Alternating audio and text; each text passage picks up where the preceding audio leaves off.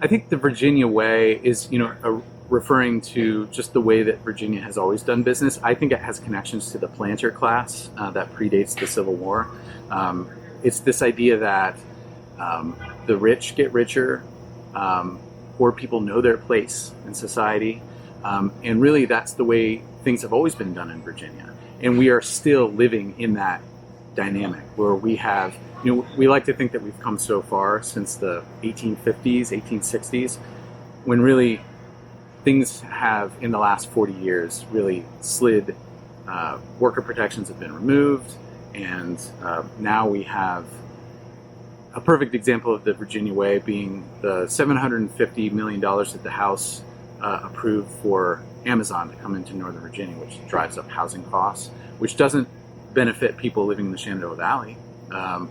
And we're using public funds to do that.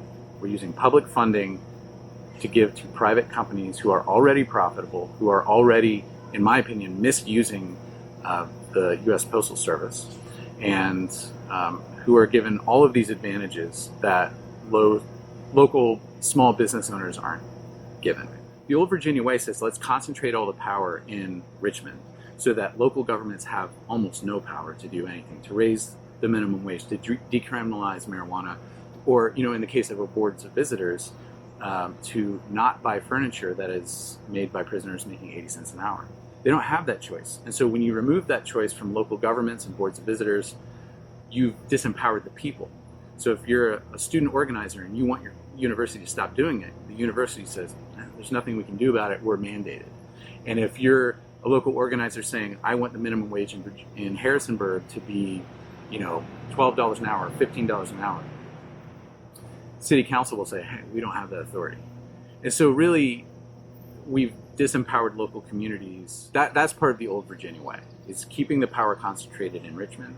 And if you look at the history of white supremacy in Virginia, it's tied to all the biggest power grabs in the history of Virginia have been, from the local to the state government.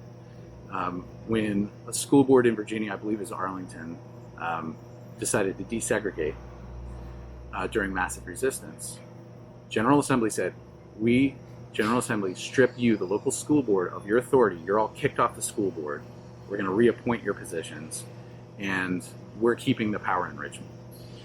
If you look at the same thing that happened in, I believe it was 1896, is when Virginia went from a home rule state to a Dillon rule state.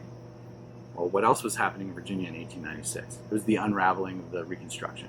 So again and again, you see this power concentrated in Richmond in the name of corporate power, in the name of white supremacy, in the name of keeping people disempowered, keeping democracy toothless.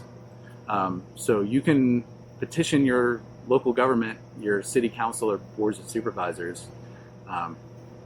They can only do about this much.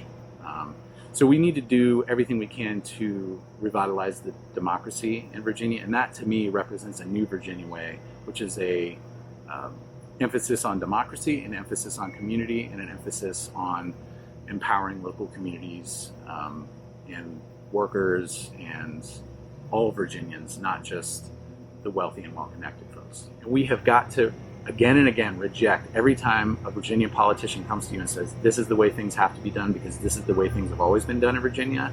Well, it's time for Virginia to change. It's time for Virginia to transition to renewable energy, to an economy that works for everyone, not just the wealthy and well-connected, and a Virginia that works for future generations who need to have a livable planet and resources and clean water in order to have a decent standard of living. We're at a tipping point in Virginia, I think, and the old Virginia way is going away, and we need a new Virginia way that prioritizes people and planet over profits for shareholders. I'm Brent Finnegan. I'm running for Virginia's House of Delegates here in the 26th District, which is Harrisonburg and Rockingham County, and I'm a Virginia Justice Democrat.